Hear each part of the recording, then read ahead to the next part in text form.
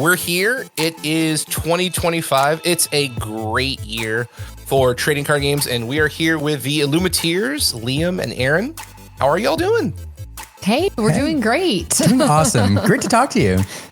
It's a good time to get together and talk a little bit about some Disney Lorcana, some trading card games.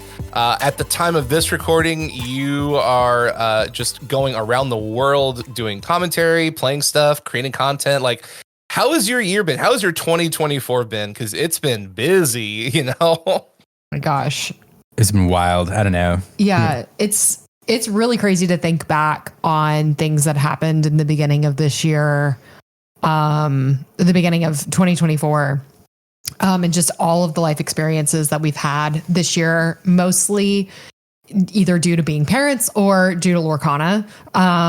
I would say, honestly, mostly due to Lorcana, to be honest. Like, so many of our family memories in the first year of our daughter's life is going to be around Lorcana in this community. And it's been really exciting and so much fun.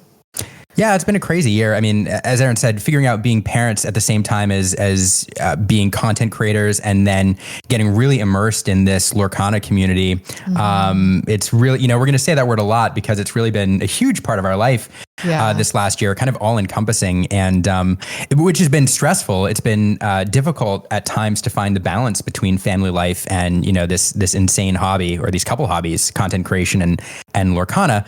But at the same time, as Aaron said, it's been really enriching because we've met a lot of new people, made a lot of new friends. Mm-hmm. It's forced us out of our comfort zone. We've gotten to travel to some pretty incredible places. And it's just we've lived, I think, 3 years in this year. Yeah. Yeah. I think back to the fact that, we had an opportunity to be on the first Lorecast, and that was in March.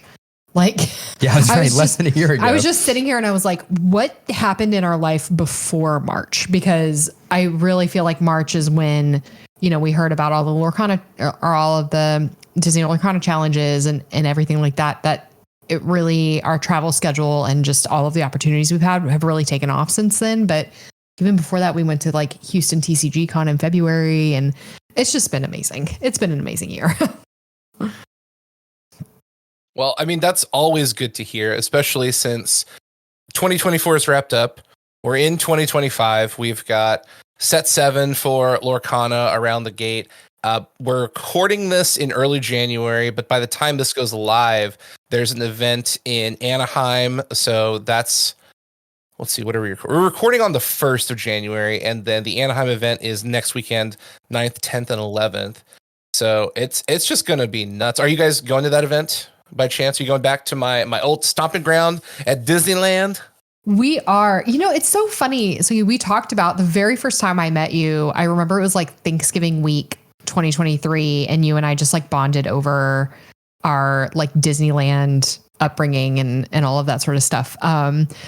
We talked about when Indiana Jones opened, and us you and I both in our lives, we could have been in the park on the same day. We don't know, but both experiencing that. Anyway, so yes, we are going to Anaheim. Okay. We're really excited for that event, and we're going to have a chance to go to Disneyland. One day while we're there. So yeah. We're excited. Okay. What are you most excited to ride when you're out there, Aaron? My hope is that I can get a fast pass for Peter Pan. We had a chance to take our daughter to Disney World in October this year, and we took her. I didn't get to do a fast pass for Peter Pan, but we did one for the Ariel's Grotto ride. Yep. And one of my absolute favorite memories, luckily Liam caught it on video, was her face experiencing that event. I mean, it was she for 3 straight minutes, she was in awe, and it was she was seeing magic, and it was so incredible. And I'm hoping we get to go on Peter Pan and experience that same thing. So magical. So yeah. So that's what I'm most excited for, to be honest. And also we're doing, it's an event called Quest in the Park. And so there's going to be a huge number of Lorcana community members there. And so we'll get to see all of our friends from all over the country and the world while being in Disneyland. And then also getting to take my daughter to this place that was just such a formative part of my childhood. I'm so excited for that. Yeah, it's going to be great. To catch your audience up a little bit, I'm sure they're familiar if they're Lorcana fans, but if they're not, what we're talking about is the first ever North American championship. So there has been a European championship so far after a series of Disney Lorcana challenges to identify like the best players in Europe. They finished that up, and the top players got invited to Worlds, which is we've yet to know the date of that, but coming up here is the North American Championship. And so a number of people qualified for that. There'll be last chance qualifiers the day before. So people, if they haven't qualified for the big event, have a chance to qualify. And it's going to be really, really huge because it's, Lorcana is a little over a year old now. And to see them take this huge step and have this national or this continental tournament is pretty cool.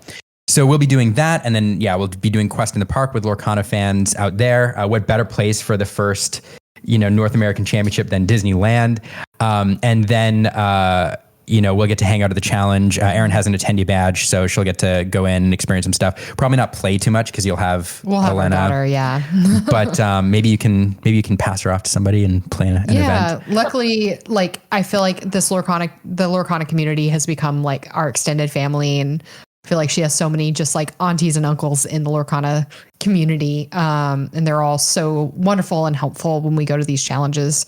While oftentimes he's working at the challenges. So having me and having all of our friends help me take care of our little one in a convention space is really nice. Yeah. Okay. And speaking of working, I'll have a chance to commentate, which is a lot of fun. So it's something I got the opportunity to do, with the very first challenge, and I didn't screw it up too badly, and they invited me back. And so I've done every challenge except Seattle so far, and super excited for this opportunity. So I'll get to do that as part of the official broadcast team. Awesome. How exciting. I'll just stay hydrated. That's the most important thing. Yes. Yeah, he's not good at that. Self-care. Just give him the rubber band, and when he starts getting thirsty, you slap your wrist like, drink water. Yeah, I will. He got sick at the Vegas event, so he actually did kind of sort of take care of himself there. But hydration and like eating, like actually good food. Yeah, just make some Illumiteers branded water bottles. There you go. Ooh, wait, that's an idea. Coming soon. Do those like screw caps. Those are the best because they can carry, 32, 64 ounces, plenty of water. And then you can have like little lines with magical quotes. Like, you're getting there. We actually have some I think waterproof stickers, so we could just make our own. Nice. Yes, please. That'd be cool. Yeah, that's awesome. Yeah. Okay, good idea. That might be super important question. Yeah. Coming to a challenge near you. Officially branded Illumiteer water bottle stickers. What is your favorite snack in the park? There is a big argument about the churros, the Mickey pretzel, the Mickey ice cream bar. What is your Dole Whip? Of course, can't forget Dole Whip. I was like, come on, see. Saving the best for last. Yeah, for Aaron and Liam, what is your preferred number one treat in the Disney parks? Do you want to go first? You go first. So for me, it's pure nostalgia, is the source of my favorite treat. I have to have a churro every time I go. Yeah, and not just because when I was a kid, every single day we would go to Disney in the afternoon, my dad would buy me a churro. And so it's just this, it feels like home. It's a nostalgia piece. So anyway, love churros. They're still good. I'll let you know. I was there a month and a half ago. Still fresh. I will say too, needing I would say my backups, needing a boost of protein, having an opportunity to have a turkey leg is always great because it's either Disney or a Ren Fair when we get to have turkey legs. And then in my adulthood, I came to appreciate the Dole Whip more and more. So I do love a good Dole Whip, but churro is always my number one. Okay. Yeah, I mean, it has to be the Dole Whip for me, I think. I didn't You like the Dole Whip floats. I like the Dole Whip floats. Yeah, I didn't grow up going to the parks like a lot of other folks did. Maine was a little far away and we didn't get to travel down very often. So I don't have the same nostalgia for some of these snacks. But when I went for the first time and Aaron like introduced me to the Dole Whip, it's like the one thing that I go out of my way to find each trip. Unless it's lunchtime and I'm starving and I need a turkey leg. Okay. If you ever have the chance, I just discovered this with my wife. We went to Alani in Hawaii for our honeymoon in November, and they have, and I didn't see it anywhere else because I checked Disneyland and California Adventure when we went after. There is a watermelon pineapple Dole Whip at one cart at Alani. And it is absolutely as good as it sounds. It is so refreshing. That sounds amazing. Okay, yeah. I have one to throw everybody for a loop because I'm probably literally the only person who will ever say this. So another big thing when I was a kid was my dad and I loved going to Tom Sawyer's Island. Yeah. So first of all, I think I'm the only person who loves going to Tom Sawyer's Island. Liam has never been. It looks so boring every time. It is boring. I was like, man. Maybe this will be the change. So on Tom Sawyer's Island, I used to always get a sour pickle. Oh, yeah. Well. But I haven't had one in my adulthood because every time we go to Disney, Liam is like, "Meh, Tom Sawyer's Island's lame." And they have sour pickles on Tom Sawyer's Island? Yes, they do. They have stores out there. There's like a little snack stand. So I haven't been in like 20 years. So maybe there aren't sour pickles out there anymore. But I don't know. They've closed a lot of stuff at Tom Sawyer's.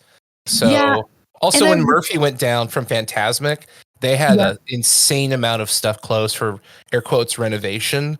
Yeah. So I don't know. You have to actually check because I didn't see anything open when we were there in November. But with Christmas, there's a lot of stuff kind of going around. Plus, Haunted Mansion was still being renovated, and Tiana's Bayou Adventure was still being renovated. So it was kind of a mess when we were there. My hope, like, because there's so many rumors that Tom Sawyer's Island might be going away. No, they couldn't. Yeah. No way, they can't do that. I have heard that like a lot of the stuff that they're announcing at D23 upgrades to the parks and the like people are like, Disney's got their eyes on Tom Sawyer's Island. So I don't know. It's probably just a rumor, but I feel like you need to go to Tom Sawyer's Island at least once in your life, Liam. So this might be the Get the pickle. The pickle is worth it. It's very good. The pickle. Yeah, the pickle's noted. Great. I will. A pickle and a churro. I'm good. Ooh, that's a combo. Right, exactly. There you go. You ever get those beef kebabs across from Indiana Jones and John Cruise? I was debating between the beef kebabs and the turkey leg. And like it's like a 50-50. I loved the beef kebabs. There's also a pork one. Yeah. Which was really good. So I love those too. I don't know. I think food is just better at Disney, just in general. It's certainly more expensive. You're not wrong. Yes, that's true. But Sugi, what's yours? Yeah. It's Dole Whip, 100%. Dole Whip and churro. Yeah. But usually the parks are hot. Like California and Florida are not known for particularly cold days. So when it's hot, you're tired, you really need something to kind of jazz you up. A nice cold Dole Whip float is so refreshing. And then at night when it's got, there's a little bit of a wind chill from the coast, a nice fresh warm churro is like the perfect way to kind of get that second wave of energy at night. Plus it's like crunchy, crispy. They roll it in the cinnamon right there. So it's not like pre-rolled and soggy. Like the only place I know that sells churros is Costco. And it's not even close comparatively. So a friend of mine, right before COVID, gave me as my Christmas gift, so it must have been Christmas 2019, gave me the unofficial Disneyland cookbook. And it has like all of these recipes that we're talking about, including churros. It has the beef kebabs, the pork kebabs, all these things. And so she gave that to me December 2019. And then in like August of that year, she was supposed to go to Disneyland, but her trip got canceled because of COVID. And so we had her over for like a backyard Disneyland like experience, and I made all of this like Disneyland food, and we played like the music that they pipe into Main Street, and like we sat in the backyard and had Disneyland dinner. It was fun. It was so fun. Yes, that's cool. That's awesome. So I have the recipe. It actually does taste pretty similar. So yeah, I'll send it to you after we're done recording. Okay. All right. I'm interested in this. Man, I'm so excited. You guys are like a week away from experiencing this, and I'm off the heels of experiencing it. Man, we got to go to Disneyland one day. Oh, we should do it during like the 75th. That'll be fun. Oh yeah, that'd be great. Let's pencil it in. That'd be great. That'll be a good time. Well, let's talk about trading card games. We could talk about Disneyland forever. Oh man, it's fun. You're gonna have such a great time. January is perfect. It's nice and cool. Anywho, right? Lorcana. There is a trading card game from the Disney franchise, better known as Lorcana. Its first full year of production was 2024, and there were 4 sets. And you guys were you're traveling, doing commentary. You have a child. You're playing games. You're doing all kinds of stuff. What were some of your highlights from 2024 regarding Lorcana? Like, like favorite memories, highlights, core memories, just stuff you enjoyed. Like, let's kind of do like this recap, because I also want to go through the sets and like pros, cons, and getting into set 6, or currently set 6 is the most recent one. Then we have set 7 in March and set 8. What is that? March, April, May. So like May, June, somewhere in there, give or take. Yeah. So like there's still a lot more coming in 2025. And there's plenty you guys got to experience. So tell us your highlight reel. You go first. Oh, I mean, I'm trying to backplay the year. I think like, what did we do in January that was Lorcana related? Yeah. I mean, I will say, so number one, I mean, has to be Lorecast. At least the first memory that pops up. For those who are not in the Lorcana community, what Ravensburger, the company that produces the game on behalf of Disney, did was they had this idea that every so often, every quarter or so, they're going to have this live stream where they connect with the community, they provide the latest news, they reveal the latest set, and they do it on Twitch. It became a whole, production.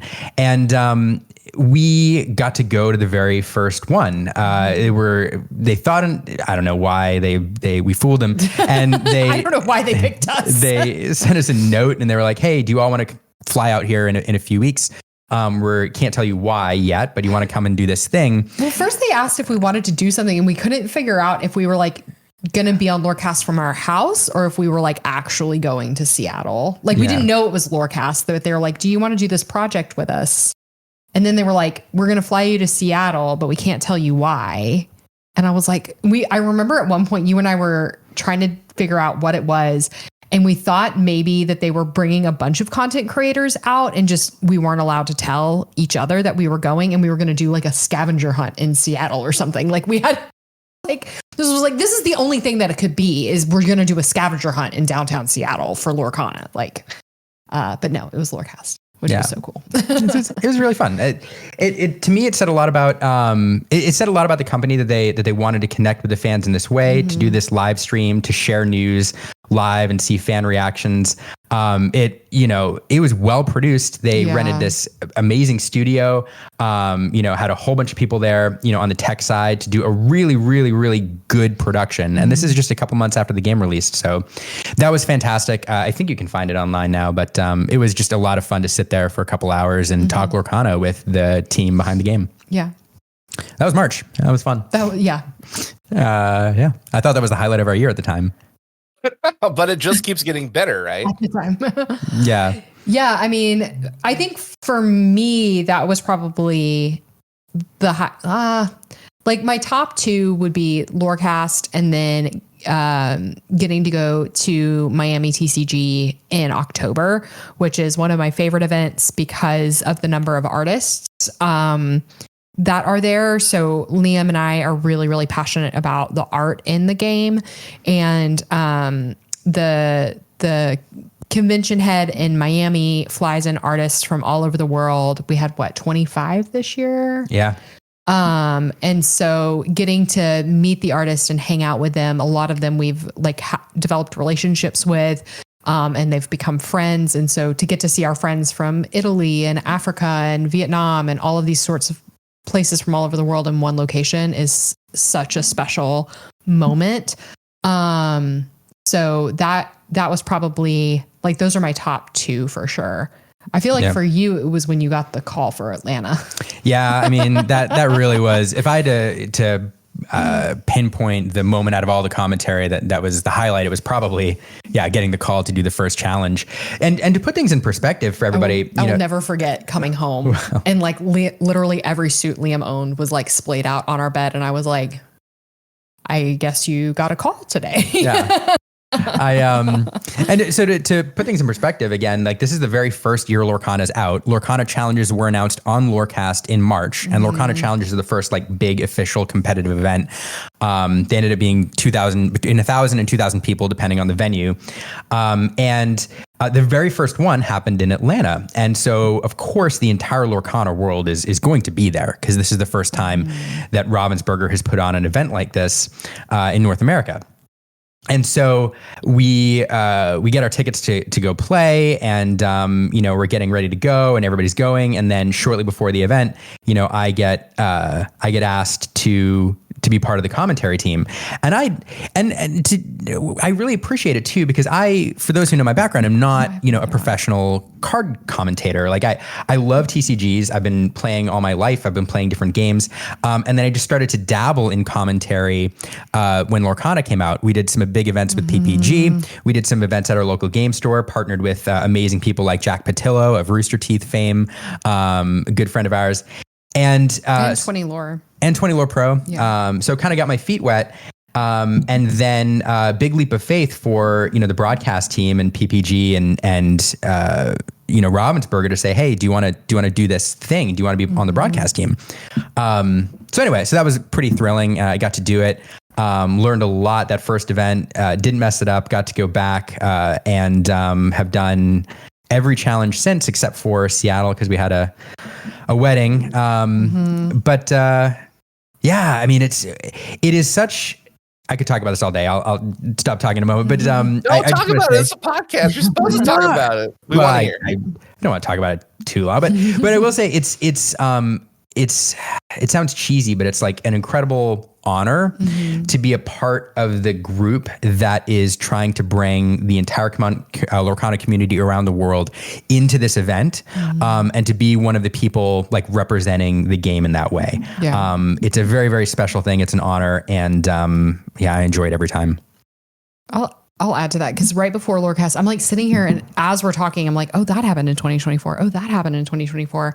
One of our the commentating opportunities we got to do together was a charity tournament in Fort Worth, Texas, which is like this is a good segue of Magic and Lorcana. Yeah. So this is like pre-Lorecast. This was like early March. There's a charity tournament called the Hunter Burton Tournament.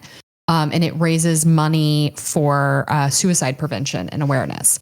And we got invited up by 20 Lore Pro to commentate that the very first Lorcana tournament that they were going to have there.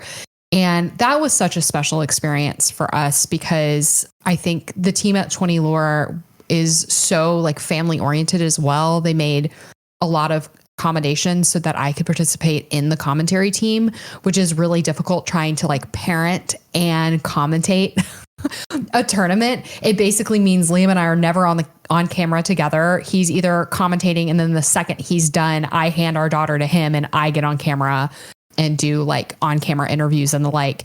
And so it was a really wonderful experience, because it's a tough thing to do, and they were so accommodating, and it was such a special event to be a part of. The tournament is named for this Magic player named Hunter Burton, who lost his battle to suicide, and many of the players there actually knew Hunter, and so it was this powerful moment talking about his life and what he brought to TCGs and raising money and awareness for this issue while doing this really amazing tournament. So I loved that opportunity as well. Yeah, man. And that's just like the first part of the year. It just, keeps getting bigger. It keeps getting better, but it's good. You started off 2024 strong. It sounds like you had an amazing time. And that's good. You want to do the things you love. You want to have fun with the people you're playing games with. That's like critically important for a community to be like, healthy. Yeah, absolutely. For sure. We realized, like, I think we were getting our like year in review from Southwest. Like we flew Southwest like over 20 times this year. We've stayed in Marriott's, like we figured out like over 10% of our year was in Marriott hotels. Wow. And so we've just like done a lot of traveling and met so many amazing people in person, online. It's a year in our life that I think we've never experienced anything like that before. And, doesn't seem to be slowing down anytime soon. So yeah, we're really fortunate. Okay. Well, let's talk a little bit about the set releases. So we'll focus a little bit more in on set 3, 4, 5, and 6. So in February of 2024, Into the Inklands, Captain Piglet goes live. Let's talk a little bit about that. Was it a good set? Was it a bad set? What were you thinking at the time? Because we've come off of set 1, set 2. We're kicking off 2024. You hadn't had the Lorecast yet. So this was kind of establishing the pace of the year. What did you think with Into the Inklands? Oh my goodness. I so much I could say, but let's start by saying, we need to put this in perspective a little bit. And you did a good job laying it out where we were in the year. The other piece of it though is, for those around for Lorcana's early days, it was very similar to what we're seeing with a lot of really popular TCGs these days, especially post-pandemic, where there's so much hype. It's very difficult for the company to anticipate the hype. And I could go into the supply issues all day long and why I think that was a thing. Has to do with TCG finance and all that. But the bottom line is, for the first 2 sets, product was nearly impossible to find. Yes. Even, into set 2, people lining up, at 3 a.m, 2 a.m at their LGSs to get a box on the release day. You remember what that was like, Sugi? It was nuts, right? Oh yeah. Yep. Mm-hmm. Yeah, that was was fun, but it was a lot of work. Right? So here comes Into the Inklands, and during Rise of the Floodborn, actually it was during the first chapter, but then as we're going into Rise of the Floodborn, Ravensburger keeps saying, "Hey, look, we are going to fix production issues. We're going to scale up production. Product's going to be available." And so Into the Inklands was the first time that I think there was enough really for everybody. Everybody got what they wanted, and to be frank, I remember we showed up to the game store at like 7 a.m. and we were the only people there because everybody like had realized that like, oh, there's going to be enough for everybody. Yeah. And so it was really a new thing for Lorcana. Everybody got what they needed. And to be frank, they printed a ton of it. It is still on store shelves. Being sold at Disney. Inklands is everywhere. Yeah. It was also the set. It was also the set that introduced locations. So it was the final piece of the puzzle to Lorcana. We got those there. And I think, honestly, I enjoyed the set quite a bit. I think right now there's a lot of it around, and people don't look on it as fondly because it was produced so much that the set is not thought of as being like super desirable in terms of collectability. It's just all over the place. But it was a very well designed set, and locations were fantastic. It fixed some of the meta issues in set 2. I don't know, Aaron, what do you think of Inklands?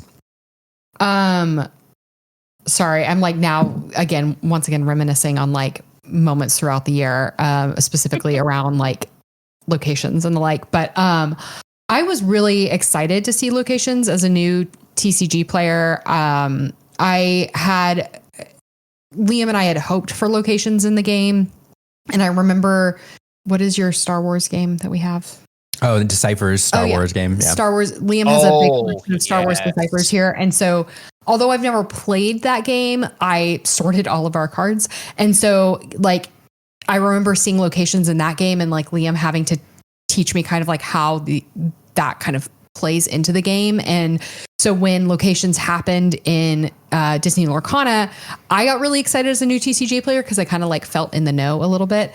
But yeah, it was, gosh, I'm like trying to remember back to release weekend. I think we all got pirate hats maybe. Yeah. I don't remember. Our local game store always buys funny hats for release weekend for people going to the starter deck event. And so I think that release weekend, we all got pirate hats because of Pirate Piglet. So that was fun. Yeah. From a game perspective, it was a great set. It fixed some meta issues. It did.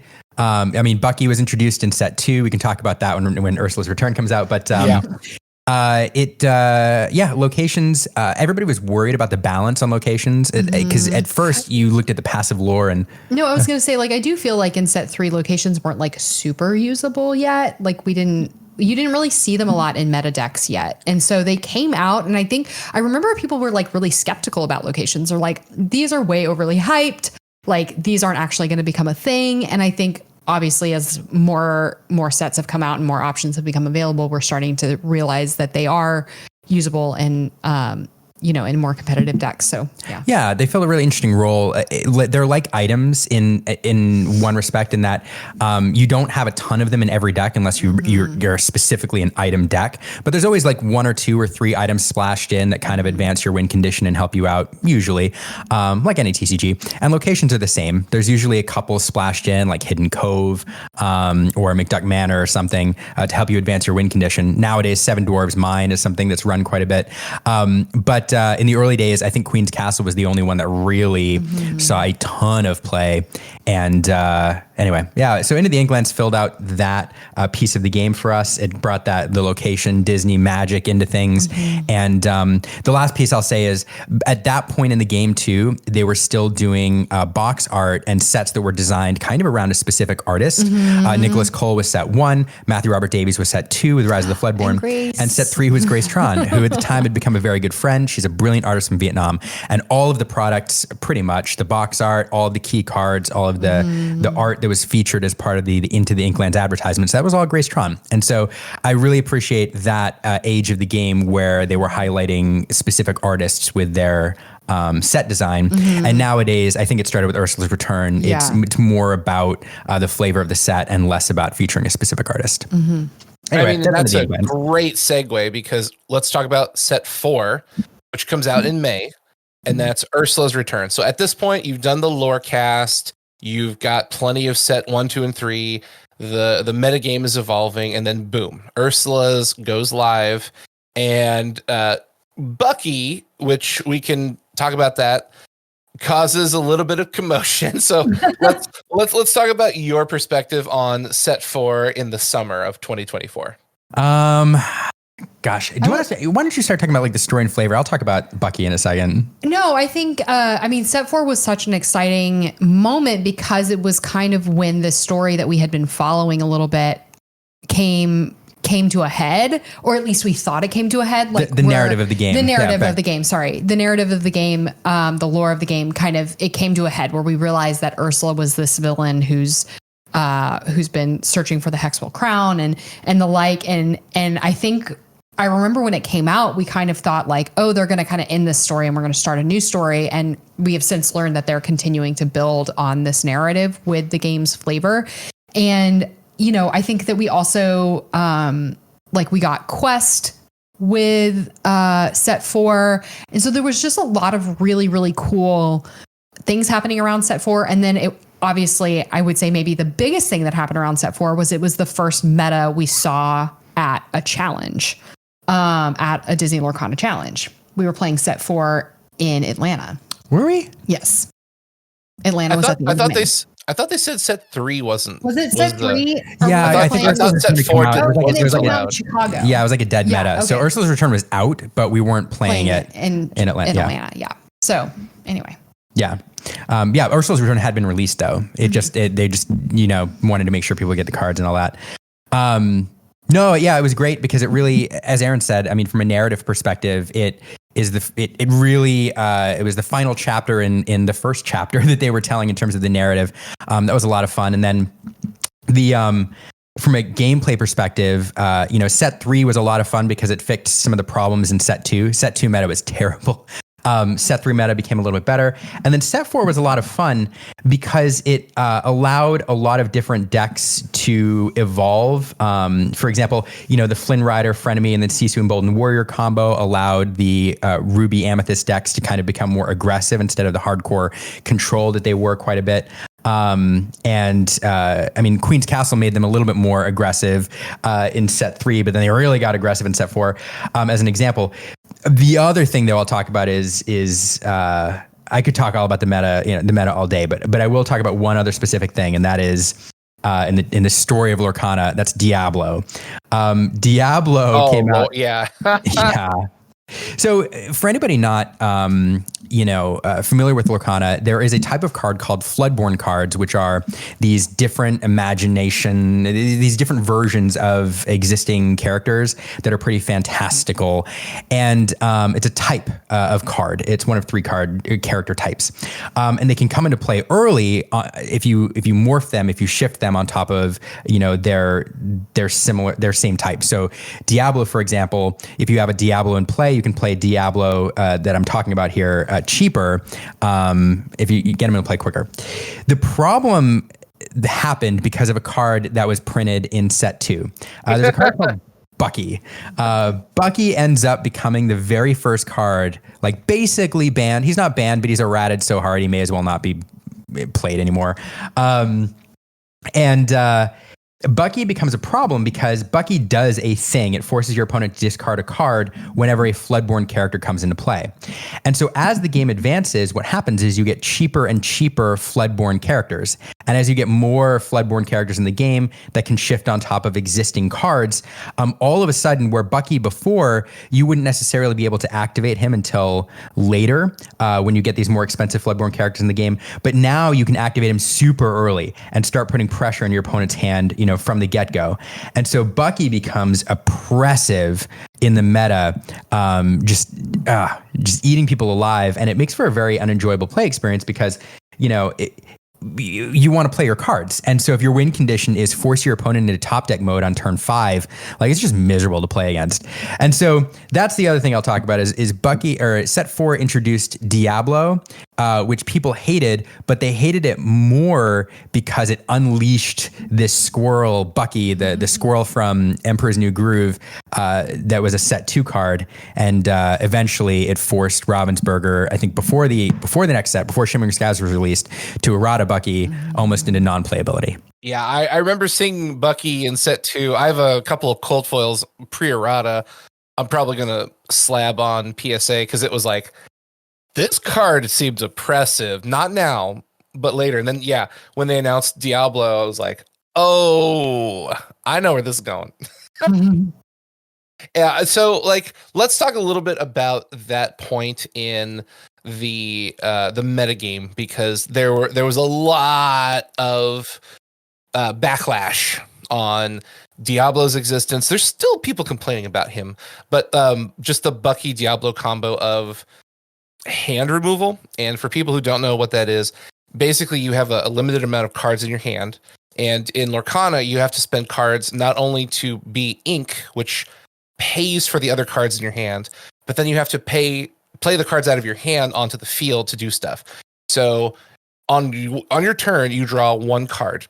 Traditionally, you play 2 cards. One of the cards goes face down into your inkwell.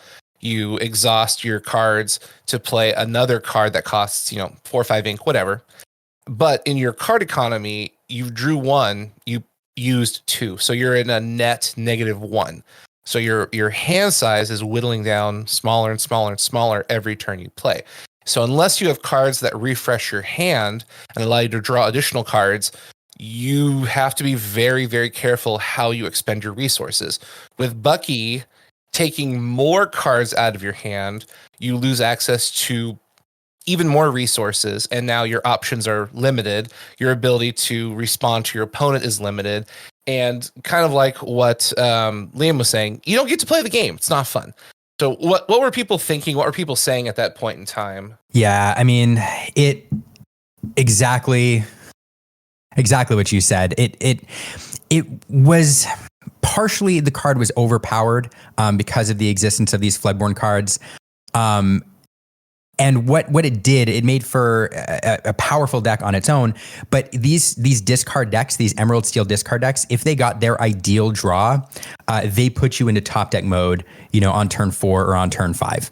And the problem is that I don't necessarily think these decks were more. I mean, super overpowered compared to other decks in the meta because they could stall out, but it made for a very, very unenjoyable play experience. So when you went to Lorcana, what do you call them, set championships, or went to league nights, or you went to challenges or whatever, and you're a newer player and you're top decking, before you know it, because you don't know how to manage your resources maybe as well as experienced players, but also these decks can just force you into topping mode that quickly. It was just miserable. And of course, this Emerald Steel deck, if I remember correctly, won DLC Chicago. The Rat, Brian Cortade, quote unquote, the Rat is his moniker, won there with an Emerald Steel deck. And, it was just bad. And people speculated that this might be the first card ban. They wanted to be the first card banned, and it sort of was. And what that led to was an interesting challenge too. In this set rotation, I think right before Shimmering Skies came out, we had the last challenge of that block in Toronto. And based on the timing of the errata, we had this Disney Lorcana challenge, which was the set for meta without Bucky. And so everybody really quickly had to adjust and figure out what that looks like and play a very unique Disney Lorcana challenge up there in Toronto, which was a lot of fun to watch. Well, let's talk a little bit about that. So moving forward, we're in August.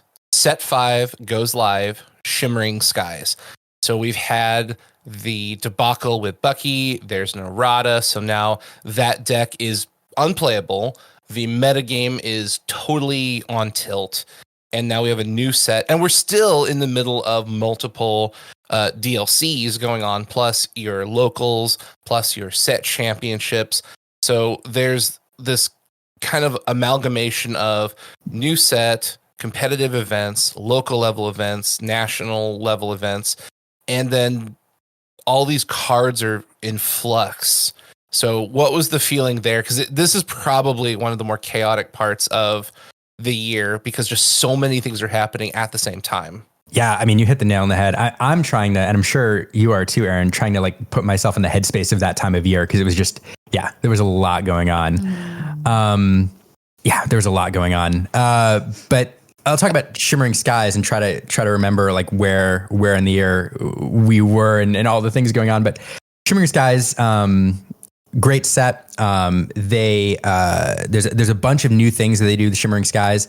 I'll talk about the competitive standpoint in a minute, but the flavor of the set was great. And Aaron, do you want to talk about because one of the things I love about it is the creative team is constantly pushing themselves to adjust the cards, the art, and a lot of the things that they're doing based on consumer feedback and everything. We saw some new art styles in the set. Artists began to explore new things. And then we saw them do some really neat things with enchanted cards. Do you want to talk a bit about that, Aaron? The new enchanted card frames? Sure. Yeah.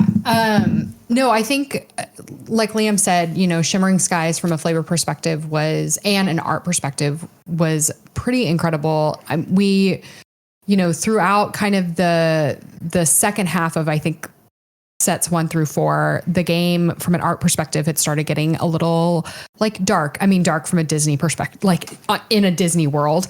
But Shimmering Skies brought so much color and celebration and happiness back into the game.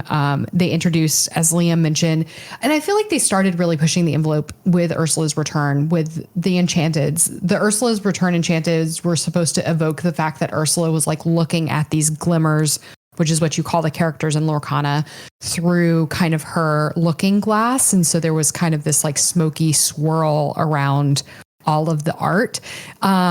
In Shimmering Skies, one of the big things that they started doing was looking at kind of the art, the frames around the Enchanteds. Enchanteds are the super duper shiny cards in Lorcana, by the way, where they really started eliminating the card frame and letting the card and the art stand more on its own, bringing in more color, bringing in more celebration. And so it was a really exciting time from a flavor and an art perspective, and even the story. So Shimmering Skies takes place after the Illumiteers, which is kind of who you are as a player, have defeated Ursula. Everybody in the world of Lorcana is starting to celebrate. So it's this big kind of party. There are there's art coming out that are like panoramic shots. There's this amazing collection of villain cards where they're all trying to wait to get into the party. And I think Kronk is serving as like a bodyguard, blocking them from getting into the party that's going on in Lorcana. So from a flavor perspective, Shimmering Skies was wonderful. I really enjoyed it. Yeah, and from a competitive perspective, Shimmering Skies did a lot of what Ursula's Return did, and what we're seeing, because this is there's no set rotation here, and we're building on cards that exist, or card pools that exist and that are still legal to play in these competitive settings. We haven't really seen much of a set coming out and then a brand new deck becoming like viable. Ravensburger hasn't done the thing that some TCGs do, where they hand you the sliver deck. They're like, here's the sliver deck, play all slivers. Yeah. In a competitive setting. There are some synergies like that. There's the Madrigals, which have some synergy. There's Brooms, which have synergy. There's some Dwarf synergy, but none of those have risen to the level yet of being like super competitive. And so really what you see is like existing deck types, existing deck combinations kind of evolve. And within like those, let's say 8 or so color combinations that exist, different colors rise or fall within that, that collection of decks that are competitive. Some of the things that we saw happen here, we did see one of the most impactful cards, I think, in this set was Pete Games Referee, a card which, when it comes into play, prevents your opponent from playing actions on their next turn. And what this card does is shut down some key cards that some decks were relying on, like Be Prepared, which is the only like pure board wipe in the game, or even Steel Song decks, which are cards that rely on songs, which are actions. Pete shuts those down. And so that came in, made a pretty big splash. There were some other cards that kind of evolved different decks in the format, but that was probably the biggest one. So from a competitive perspective, everything kind of shuffled around a bit.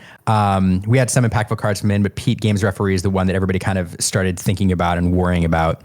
The other card, maybe like Daisy Duck, is a 1-cost, high questing character, a very aggressive character that allowed a couple that worked its way into Steel Song, got these Steel Song decks to be a little bit more aggressive, and then it also allowed Lemon Lime to become a thing for a little bit. There's Lemon Lime aggro decks. The other one, Aaron's reminding me, I can't forget about Clarabelle.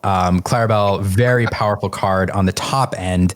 It's a card, any TCG player will appreciate this card. At the end of your turn, Clarabelle looks at your opponent, and if your opponent has more cards in their hand than you can draw up to your opponent's hand total. Yeah. So you can imagine if you've just dumped your hand on the board, or if your opponent's playing a deck that relies on drawing a lot of cards, it kind of evens things out. And there were some decks, some control decks, which just drew a ton of cards. And by the end of the game, you would have, 20 cards in your hand while you're looking for your combo pieces.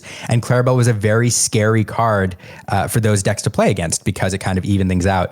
And so, yeah, it was a fun set. It was a great set, full of celebration, great art, and I don't know. It might be my favorite set so far, honestly. Yeah, I love that Mufasa legendary that had the whenever you quest, you get to ready all cards at your inkwell. I was like, oh, we've seen this in Magic before. What a gnarly card. Yeah, I mean, one thing I want to say about that card, it just reminds me of something else, which is, it's one of those cards that everybody thought would be super impactful right away. It's beautiful. It's a great ability. It quests for a lot. It's a powerful card. It didn't see a ton of competitive play for a variety of reasons. But I love that these cards exist, because one of the things that I think, any TCG needs is it needs a really robust, like casual / social scene. And yes, it is fun playing competitively with these hyper competitive meta decks. But one of the things, for example, that makes Magic so fun is a lot of people play just Commander, a casual format, and you want to sit down at the table and you just want to do fun things and you want to play fun cards and you want to have a good time. Yes, you want to win, but if you can do some fun stuff during the game and make your deck do like crazy stuff, you're having a good time. And Mufasa is one of those cards that it's just a fun card and it's going to see a lot of fun, like casual play, and you're going to see it in like casual settings. And I just love that it exists, even if it doesn't see competitive play at the moment. I feel like this card could see some competitive play with future sets. There's just a lot that this Mufasa can do. I mean, you've been around Magic long enough. Like remember Prophet of Krufix, where it just untapped everything at the end of everybody's turn. Like that card was insane. This isn't nearly as good, but you're just going to quest with this. And then there's some combos where you can quest with Mufasa and then untap him and bounce him, and there's all kinds of crazy combos. It's very resource heavy, but they do exist. And as more cards come into the sets, I feel like he'll probably pop up somewhere along the timeline. You're like, oh no, this card again. Yeah. One of the problems with him, I agree with you. Like, it's a fun card. If you get him in play, it will win you games.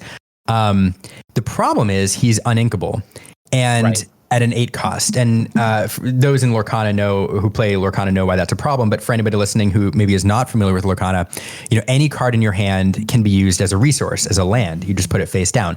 Except, I say any card. There are some cards which you cannot ink. And you have to be, the problem with that is, with those cards is when you get them in your hand during a game, you have to play them. They can't go in your inkwell. And so one way to think about those cards is they're the core of your deck. Everything that else is inkable are like your sideboard cards that you can rotate around based on the particular meta of a particular event. But those core cards have to be played. So if you draw an 8 cost Mufasa, he's going to sit in your hand like a rock until, maybe you can play him on turn 8. But it's a problem. Right. Yeah. Yeah. Well, that's going to push us into the next set, which is Azurite Sea. Came out in November, just a few months ago. And piggybacking on what you were talking about, there's a card in this set that makes that Mufasa a lot scarier. The You Came Back. That just says ready a chosen character, which means, oh, all right, Mufasa, quest, play 3, quest to begin. Just keep rinse, wash, repeat. Such good value. But again, 2 card combos, very pricey. You better get some really good value. And of course, getting 8 lore and untapping all of your ink and so on and so forth. There's a lot of value out of that. But this is the current set that's available for print. It's the newest set. What did you think? I think it's super fun. Like, the artwork is great. The pirate theme is great. Also, Chippendale. Like, come on. So cool. So excited that they've arrived. I think that this set, again, from a flavor perspective, I love the idea that we're kind of leaving the Grand Illuminary, which is really where I think the majority of the first 5 sets takes place in this Grand Illuminary in the world of Lorcana. So we're kind of setting out to see. I think for me, one of the most exciting things about this set, from a flavor and art perspective, is the Enchanteds. I think that this is when the art team just really set themselves apart from prior sets, to where just even a casual observer can really see the difference in what Ravensburger has done with these enchanted cards. They look almost like sketches from Da Vinci. And the concept behind them is that the Illumiteers, which again is who you are playing as, are seeing these glimmers, the characters on these ships, and they're taking sketches of them. And so the Enchanteds look like they are on parchment paper. They look like they're sketched with like little doodles around them. The art team did such an amazing job. The artist did such a wonderful job with the art of this set. And then we also, got Pirate Stitch. We got the Stitch gift set. So for Stitch lovers, this is really an amazing set to see. Yeah, it is really fun. You know, we have seen other areas in the world of Lorcana, but most of them have been inspired by other or taken from other Disney properties. The Azurite Sea is like a Lorcana original, and so yeah, getting to kind of explore this area in the game is fantastic. There were some banger like cards in this set, which did some awesome stuff. Genie Wish Fulfilled is probably one of the most. It's a rare that's sitting at like I don't know, is like $15. Yep. Yeah. Oh, it still is at $15. Yeah. I mean, this card was so impactful. It countered in a way Diablo, which was we talked earlier about how powerful that card was, and it also that combined with Go-Go Tamago gave some new tools to Emerald Amethyst decks and kind of let those rise up the meta a bit. But one thing, there's a ton I could talk about in this set. There's a lot of fun cards. But the other thing is, I'd said in the previous set, Shimmering Skies, I talked a lot about how most of the time in the meta,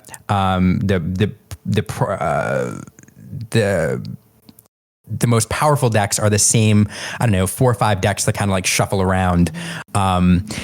Here we actually see a new deck kind of appear that's seeming very competitive in the meta right now, which is this Amber Steel, this yellow gray aggro deck. Aggro has had a bit of a problem kind of doing well in these bigger tournaments for a variety of reasons. There just wasn't enough to kind of make it go, and there were some tools that kind of shut it down. The traditional Amber Steel colors had been Steel Song decks built around this very specific like song mechanic.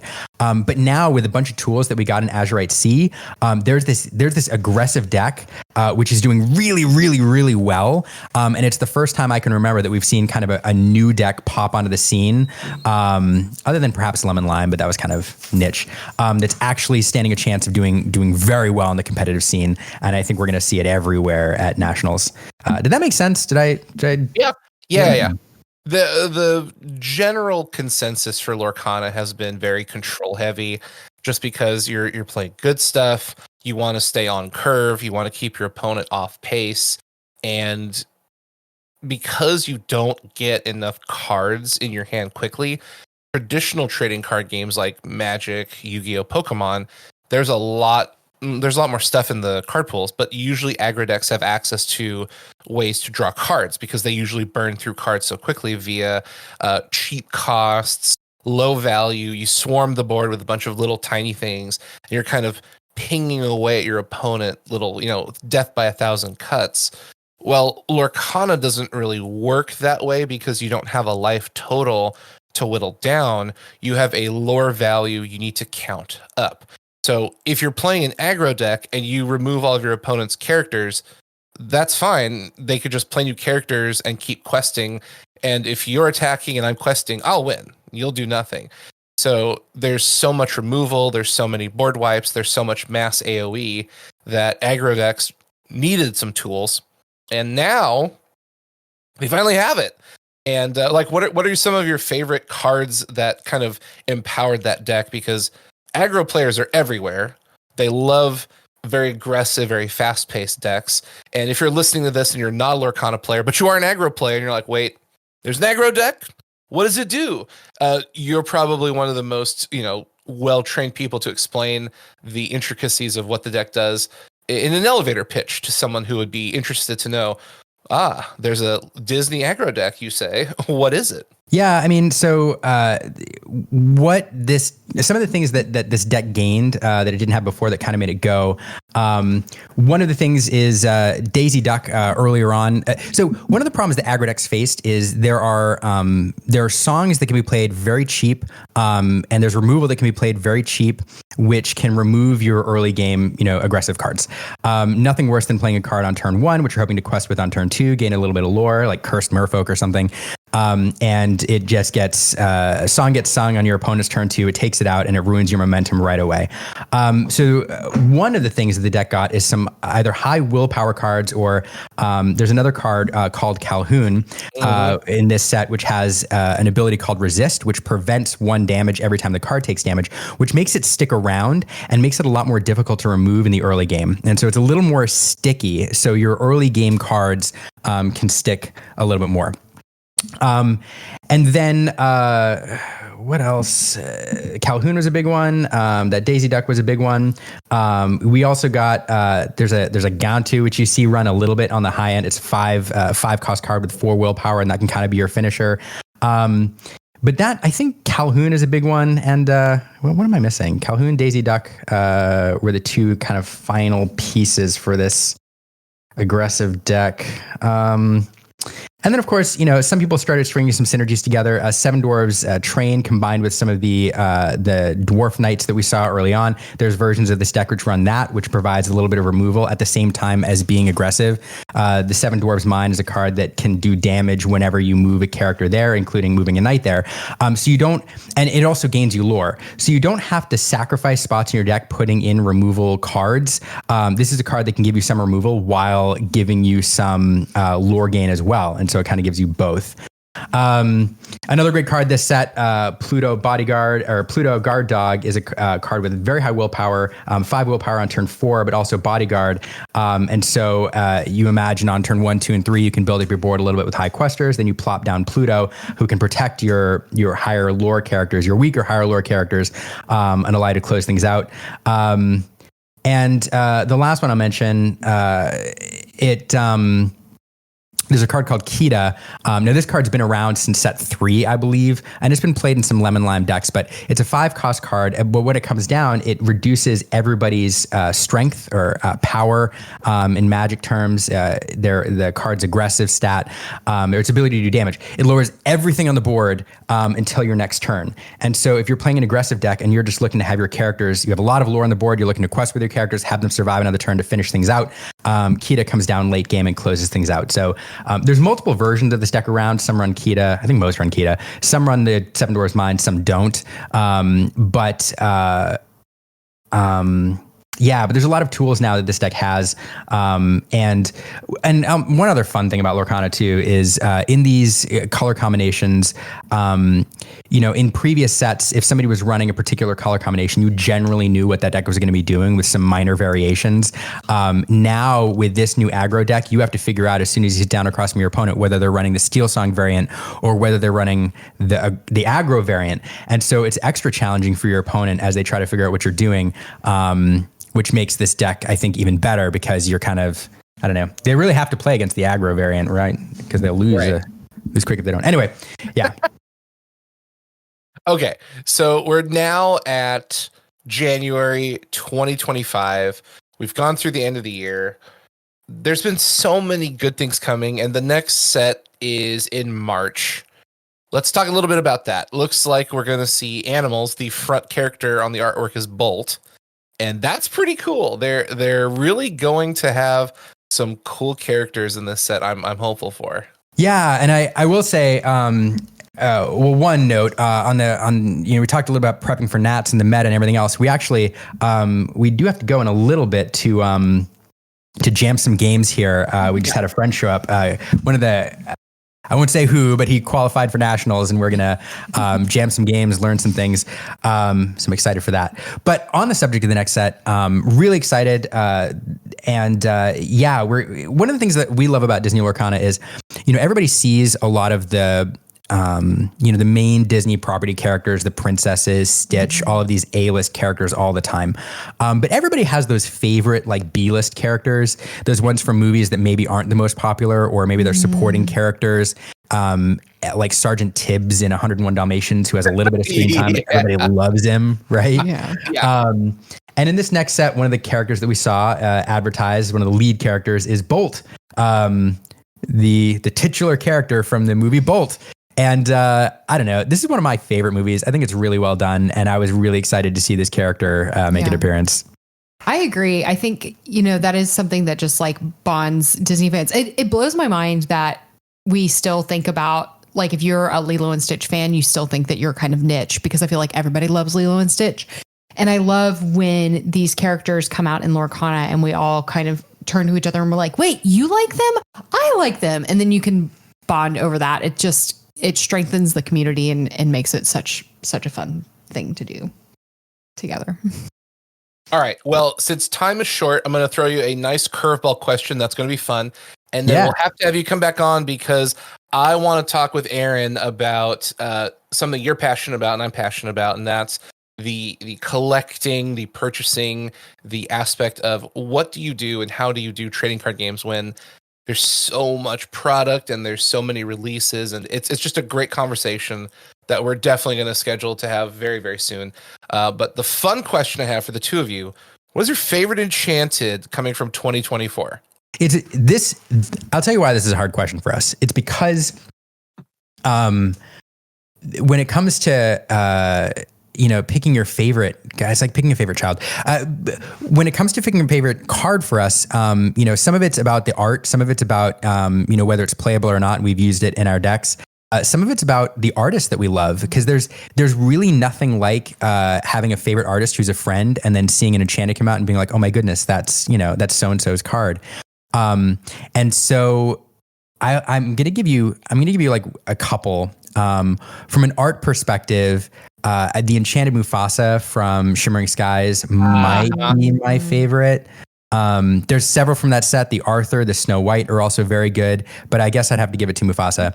And I'm going to give you one other because coming at this from a different angle. Whitney Pollitt is a brilliant artist, a wonderful person who had up until this most recent set, Azure at Sea, had one card in all of Lorcana, and that was an Elsa she did in set 1, and she shared credit with Alice Pizzoni. So she was a Lorcana artist, but had 50% of a card, basically. And not only is she like a brilliant person, but she also does a lot of work for Disney doing toy design. And so there's a lot of Disney toys you see on Target shelves that were actually designed by Whitney. And so she's just a brilliant person to have in the game. And then all of a sudden, she comes back in set 5 with an Enchanted Yzma, which is just brilliant. It's beautiful. We love it so much. And but part of what makes that card special to us is it's Whitney's kind of reintroduction to the game 5 sets later after her debut card. And so I'll give those two answers. I don't know. Aaron, what about you?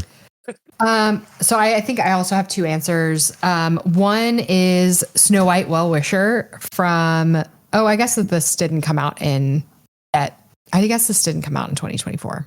Well, dang, I'm going to say it anyway. Yeah, keep the answer. And because it was the very first Enchanted we ever pulled. And it took us to set 2 to be able to do that. We actually, it came right after Liam and I had made a rule that we weren't going to open any product not on camera, because we were like, we need to make content. Anytime we open product, we need to put it on camera. And it was, I can't remember, we both come home. It was like a really hard day at work. And we're like, you know what? We're going to just open a box for us. And we're just going to sit on the living room floor and do it. And we pulled Snow White, our first Enchanted. Yes. Get her on camera. That's the way it always goes, right? And then my second is from just a story perspective. My second is Ursula, Deceiver of All from set 3.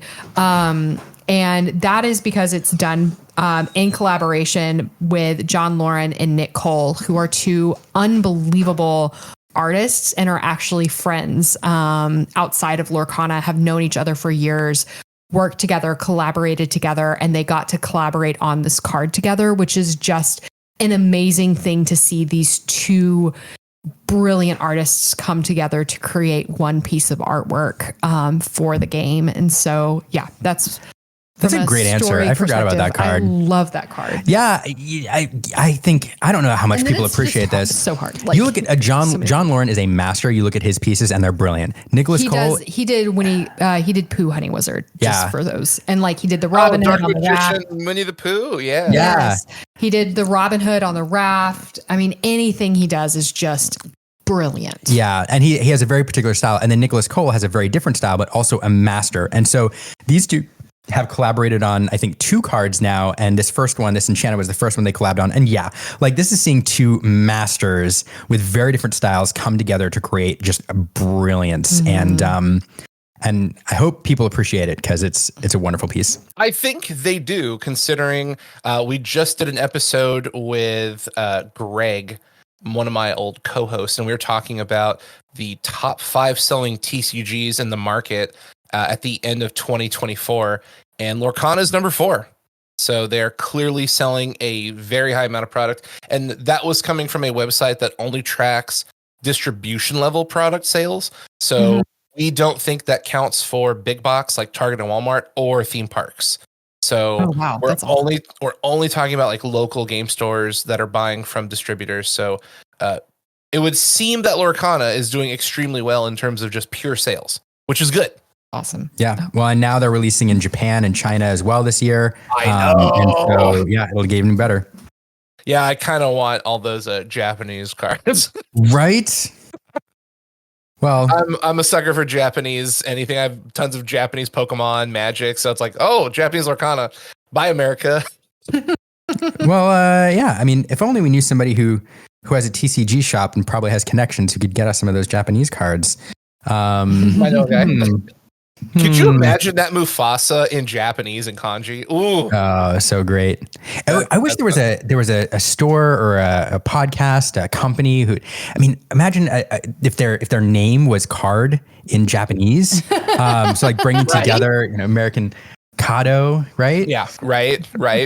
Oh yeah, it's kind of fun having that Japanese heritage where everyone's like, oh, there's Japanese cards. I'm like, I can read some of those. Yeah. There you go. Just a couple of them. But I know your time is limited. I know you need to jam some games. You've got other stuff to do. So thank you so much for your time. It has been an absolute pleasure. I always love having you guys on. We're going to do it more than once a year. 2025, at least 2 times this year. Our New Year's resolution, Sugi, is we Yes. see you more than once a year. Yes. Yeah, right. Well, why don't you tell everyone who you are, where they can find you, and then maybe give us a hint about something that might be coming out sometime in the near future that we can enjoy? Oh man. So we are the Illumiteers. You can find us on most social media platforms at Illumiteers or Instagram at the Illumiteers. Our primary platform is YouTube. We do a live stream every Monday night where we connect members of the community and talk about the latest Lorcana goings on, and also the occasional scripted video. And then you can catch us at the challenges and other Lorcana events. Yeah. I was going to say what's coming up, but we'll have come and gone by the time this the challenge this happens. Is I hope we got to see everybody at the Lorcana challenge in Anaheim. Yeah, I hope you came up and said hello to us. I was going to be like, I hope you come and say hi, but it will have been in the past. So Yeah. I hope we get to see you there. And yeah, we have some, I mean, for other, we have some fun videos we're working on. There's some like great learn to play videos and some beginner videos we're working on to help bring people into the game. Also some competitive content, year in review stuff. And then we've started doing really fun lore videos where we actually hire voice actors to do like flavor That text on is the true. cards. So it's a really cool way to bring Lorcana to life and help bring people along the story. So all sorts of stuff we're doing. Man, well, that is so awesome. Well, that's the end of the show. Thank you, everyone, for joining us. Go check out the Illumiteers. We will have links in the show notes so that you can check out their amazing Lorcana content. And as always, thanks for joining us here at Kado Games. Remember, play games and have fun.